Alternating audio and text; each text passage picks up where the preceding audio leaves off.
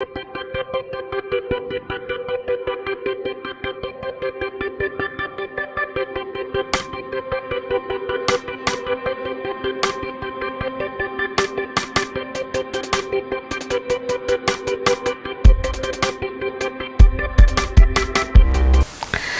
Friends, आप सबका स्वागत। मैं हूं डॉक्टर शंकर सानप और आज हम जो ट्रेनिंग लेंगे उसका मेन विषय है बॉडी एनाटॉमी।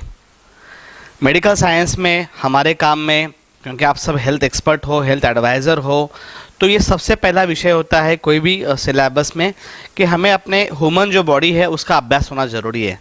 तो आज हम डेफिनेटली उस विषय पर चर्चा करेंगे और उसमें सबसे हम स्टेप बाय स्टेप डिस्कस करेंगे। सबसे पहले हम डिस्कस करने वाले हैं उस सिस्टम का नाम, वो है डाइजेशन सिस्टम। तो सबसे पहले डाइजेशन जो है इसका क्या रोल है हमारे बॉडी में वो हम समझते हैं। आप सबको पता है कोई भी गाड़ी होती है उसको चलने के लिए ईंधन जरूरी होता है, जो कि डीजल के रूप में होता है, जो कि पेट्रोल के रूप में होता है। सेम जो इंसान होता है, ह्यूमन बॉडी है, उस ह्यूमन बॉडी को लगने वाला ईंधन जिस सिस्टम से प्रोवाइड किया जाता है उस सिस्टम का नाम है डाइजेशन सिस्टम। अब डाइजेशन सिस्टम का जो है, जैसे मैं बोला कि रोल क्या है, वो है बॉडी को एनर्जी प्रोवाइड करना। ये होता कैसे हम स्टडी करेंगे। सबसे पहली शुरुआत होती है डाइजेशन सिस्टम की, वो हमारे माउथ से होती है और जो डाइजेशन सिस्टम ख़त्म होता है वो हमारे एनस में ख़त्म होता है। तो जब हम खाना खाते हैं, कोई भी खाना है, लिक्विड रूप का है, सॉलिड रूप का है, वो मुँह से खाते हैं। मुँह में सबसे पहले टीथ होते हैं, दांत होते हैं, और जिसका काम होता है जो भी सॉलिड चीज़ है उसको बारीक करना, चबा चबा के, ताकि वो हम निगल सके। तो दांत सबसे पहले उस खाने को ब्रेक करता है। जब खाना ब्रेक हो जाता है तो वो खाना के अंदर वहीं से पाचक रस मिक्स हो जाता है और उसी को हम सलाइवा कहते हैं। तो हम ये भी कह सकते हैं डाइजेशन की जो शुरुआत है वो हमारे मुंह से होती है। खाना वहाँ बारीक हो गया कि उसको निगल सके, उसमें सलाइवा मिक्स हो गया तो वो पेस्ट टाइप बन जाता है, हल्के पेस्ट बन जाता है, तो उसको निगलना भी आसान हो जाता है। वही खाना जब हम निगलते हैं तो नीचे उतरता है, जिस पाइप से नीचे उतरता है और पेट तक पहुंच जाता है, तो उसको कहते हैं अन्न नलिका, इसोफेगस। तो अन्न नलिका का काम होता है जो खाना अपने मुंह से अंदर निकाला उसको पेट तक लेके जाना। एक पाइप की तरह ये होता है और उसके जहाँ पेट शुरू होता है वहाँ पे एक स्पिंचर होता है, वहाँ पे एक वाल होता है। उस वाल का जो डायरेक्शन है वो नीचे की तरफ होता है, ताकि जो आपने खाना खाया है, पानी पिया है, जो भी आप फूड लिक्विड या सॉलिड लेते हो वो एक डायरेक्शन में चला जाए और आसानी से ऊपर ना आ जाए। अब दूसरा जो स्टेप होता है वो हमारा डाइजेशन का पेट में होता है। पेट जो होता है वो जे शेप का होता है। उस पेट के अंदर स्पेशल वॉल होती है और स्पेशल एंजाइम्स होते हैं। जो खाना पेट से खा के जठर में उतरता है उसको स्टमक भी कहा जाता है। तो स्टमक में एक सबसे इम्पॉर्टेंट चीज़ होती है, जो एसिड होता है उसका नाम है हाइड्रोक्लोरिक एसिड, और साथ में पेप्सिन सिक्रेशन होता है। पेप्सिन का काम होता है जो पेट की लेयर है अंदर वाला, उसको एसिड से बचाना। एसिड का काम होता है जो खाना आपने खाया था, लिक्विड या सॉलिड है, उसके ऊपर प्रक्रिया करना, उसको बारीक करना, उसको प्रोसेसिंग करना। जैसे घर में खाना पकता है गैस पे, ऐसे ही कहो हमारा जो खाना हमने खाया है वो दोबारा पेट में रिपीट पकता है। एसिड उस पर प्रोसेसिंग करता है ताकि उसको और बारीक बारीक, दूध अगर आप पीते हो तो दही बन जाता है, खाना आप खाओगे तो वो और बारीक हो जाएगा। तो आप एक तरह का कि 50% जो उसको प्रोसेसिंग करना है ताकि उसका हर न्यूट्रिशन अलग हो सके, उसके लिए उस पर प्रोसेस ज़रूरी होती है, वो हमारे एसिड थ्रू होती है। वहाँ पे लगभग खाना जो है किस टाइप का आपने खाना है उस पर डिपेंड होता है। वो आधा से पौना घंटा तक पेट में चक्की की तरह घूमता रहता है। उसके वहाँ पे पेस्ट बन जाती है, बारीक हो जाता है और एकदम उसकी पेस्ट बन जाती है। अब लगभग आधे से पौने घंटे बाद वो खाना अब पूरा मिक्स हो गया, जो भी हमने खाया था पूरा एक साथ हो जाता है। उस पर एसिड की प्रक्रिया होती है ताकि उसमें से जो भी न्यूट्रिशन है वो अलग अलग होके उसको एब्जॉर्ब करना हमारे इंटेस्टाइन में आसान हो जाए। अब उसके बाद जो खाना जहाँ से उतरता है, पेट का निचला हिस्सा होता है जहाँ से छोटी आंतड़ी शुरू हो जाती है, छोटी आंत जिसको हम स्मॉल इंटेस्टाइन कहते हैं, उस पर्टिकुलर सेक्शन को डिओडेनम कहा जाता है। तो पेट से खाना हमारे डिओडेनम में उतरता है और ये जो डिओडेनम है इसका बहुत इंपॉर्टेंट रोल है। इसी डिओडेनम में दो पाइप और जुड़ जाते हैं, अटैच हो जाते हैं। सबसे पहला जो लीवर से बाइल डक्ट जिसको हम कहते हैं, जो बाइल जूस छोड़ता है, लीवर का यहाँ पे एक इम्पॉर्टेंट रोल है। खाने में जो प्रोटीन है, जो कार्बोहाइड्रेट है, शुगर हम कह सकते हैं, उसको उस खाने में से अलग करने के लिए बाइल जूस का बहुत ज़्यादा इम्पॉर्टेंट है। जो चर्बी है उसको अलग करने के लिए, तो लीवर में जो बाइल जूस सिक्रेशन होता है वो हमारे उस बाइल डक्ट के थ्रू डिओडेनम में आके जब खाना नीचे उतरता है, उसी वक्त ये बाइल जूस जो कि येलो कलर का होता है। इसलिए खाने में हम कुछ भी खाते हैं, लेकिन जो फाइनल हमारा खाना बाहर आता है विस्टा के रूप में, वो येलो होता है बिकॉज ऑफ बाइल जूस। तो बाइल जूस वहाँ पे मिक्स होता है। उस बाइल डक्ट के साथ साथ राइट साइड में हमारे पेट के निचले हिस्से में एक छोटी ग्रंथि होती है जो कि बहुत फेमस है, जिसका नाम है सौदोपिंडा, जिसको हम पैंक्रियास कहते हैं इंग्लिश में। पैंक्रियास में पैंक्रेटिक जूस फॉर्म होता है। ये जूस उसी डक्ट में जाके वापस मिक्स हो जाता है। तो बाइल डक्ट्स में से दो चीज़ मिक्स होती है, एक तो बाइल जूस, एक पैंक्रेटिक जूस। पैंक्रेटिक जूस का काम क्या होता है, खाने में जो एसिड है वो अगर एज इज आंतड़ी में जाएगा तो हमारे आंतड़ी को वो गला देगा, नुकसान पहुँचेगा। तो पैंक्रेटिक जूस होता है एक प्रकार एंटासिड होता है, जो एसिड है उसको शांत करना, उसकी एसिडिटी जो पावर है वो कम करना, तो जाके वो हमारे आंतड़ी को कोई भी नुकसान ना करे। इसलिए उसमें पैंक्रेटिक जूस मिक्स होता है, ऊपर से बाइल जूस मिक्स होता है। अब खाना जो है वो दोनों मिक्स होके डिओडेनम से छोटी आंत में आता है। हमारे छोटी आंत का डाइजेशन में बहुत इंपॉर्टेंट रोल है, वैसे हर पार्ट का इंपॉर्टेंट रोल है। हम बात करेंगे छोटी आंतड़ी का क्या रोल है। छोटी आंतड़ी का साइज जो है, जो उसकी लंबाई है वो काफ़ी बड़ी होती है, लगभग 20 से 22 फुट लंबा होता है, छोटे साइज़ में होता है। और उसमें जब खाना जाता है तो वो लिक्विड फॉर्म में पेस्ट के रूप में होता है। तो छोटे आंतड़ी में जो न्यूट्रिशंस है वो सब अलग अलग होके अलग अलग से अब्जॉर्ब होते हैं, उसका शोषण किया जाता है।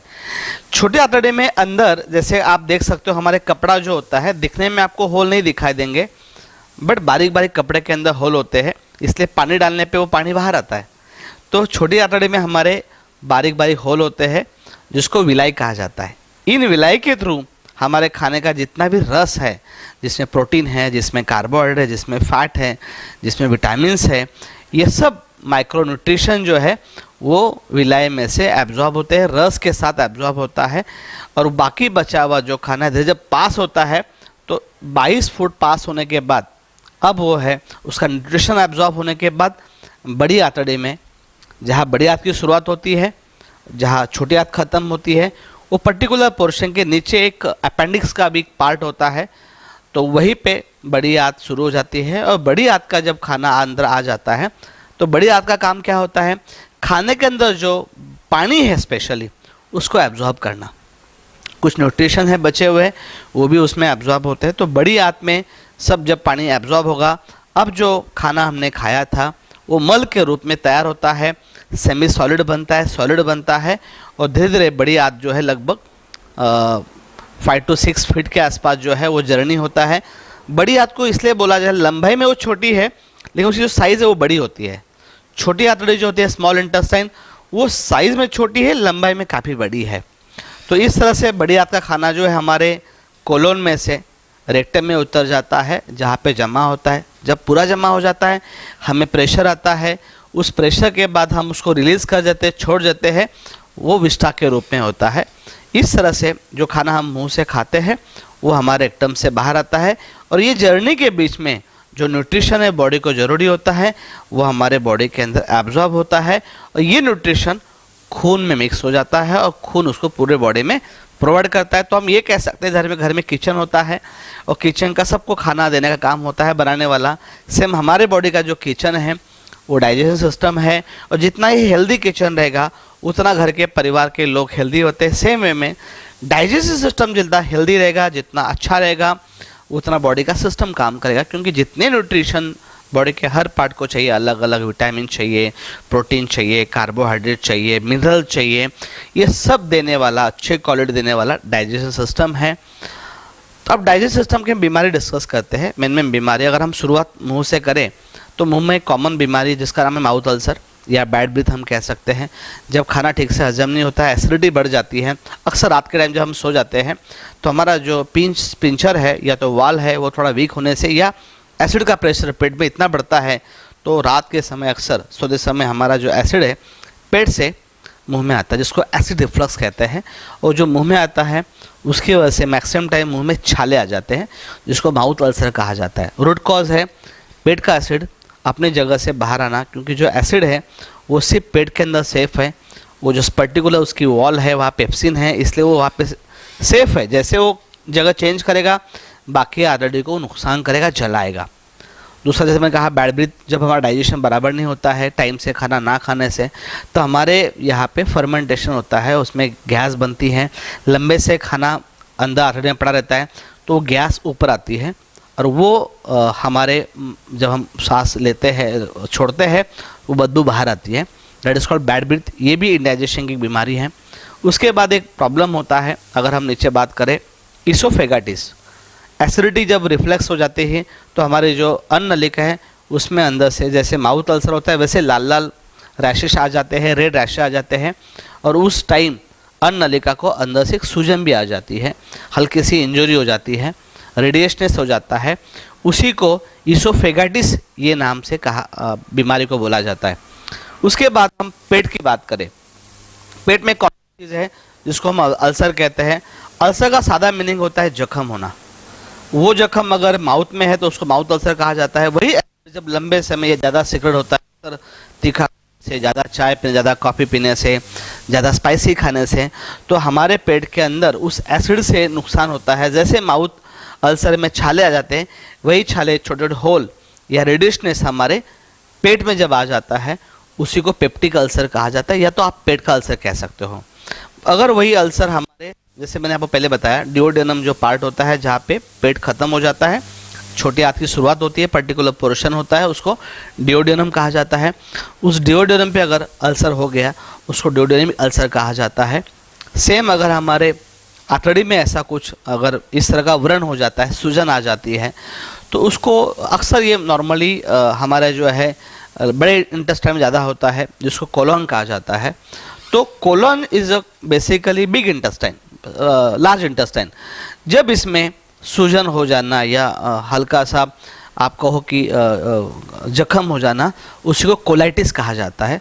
तो इसमें सिम्टम में आपको बेसिकली अलग अलग खाना खाने पे पेट दुखना, ब्लडिंग तक होना, ये सब सिम्टम दिखाई देते हैं। और उसके बाद एक कॉमन प्रॉब्लम है डाइजेस्ट सिस्टम में, जो कि आजकल काफ़ी लोगों को है, पानी कम पीना, समय से ना, टाइम से खाना, फाइबर वाला खाना कम खाना। वो कॉमन प्रॉब्लम है, वो है कॉन्स्टिपेशन। कॉन्स्टिपेशन में हमारा जो कब्ज़ है, इसमें पेट बराबर साफ नहीं होता, लंबे समय तक हमारा जो मल है पेट में रहता है, जो गैस फॉर्म करता है। और उससे अगला एक प्रॉब्लम होता है, लंबे समय अगर आपको कॉन्स्टिपेशन रहा तो एक बहुत बड़ी प्रॉब्लम होती है, दैट इज़ अ पाइल्स या फिस्टुला भी होता है। तो पाइल्स में बेसिकली जो डाइजेशन का है, जिसको हम रेक्टम कहा जाता है, वहाँ पे या तो ब्लीडिंग हो जाता है, जो पोर्शन है वो फूल जाती है अंदर की वेंस, जिसकी वजह से मांसल पार्ट वो बाहर आ जाता है।